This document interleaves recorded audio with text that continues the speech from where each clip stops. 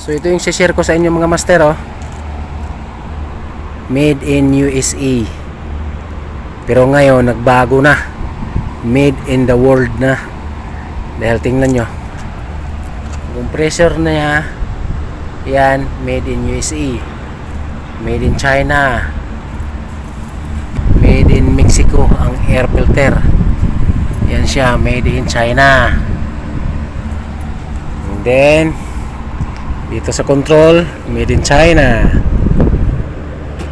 USA, USA, China, USA, China, Korea, China, China.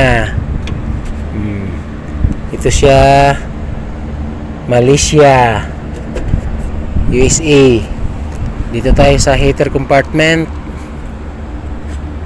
Ito siya, made in China, China. Fuse niya, may isang China. Ito. And then dito, made in USA pa yan. Sa motor, blower, made in USA, pero yung dalawang bearing dyan, made in, ano na yan, Japan. Pinalitan ko ng bearing to.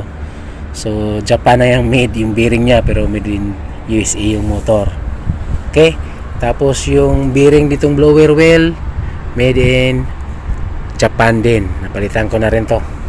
So, yun. Ano na siya? Made in the world.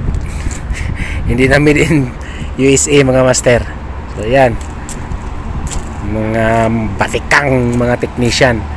So yun, nagsanib puwersa sila para sa Kingdom of Saudi Arabia. So, okay, ganun lang katindi. Made in the world.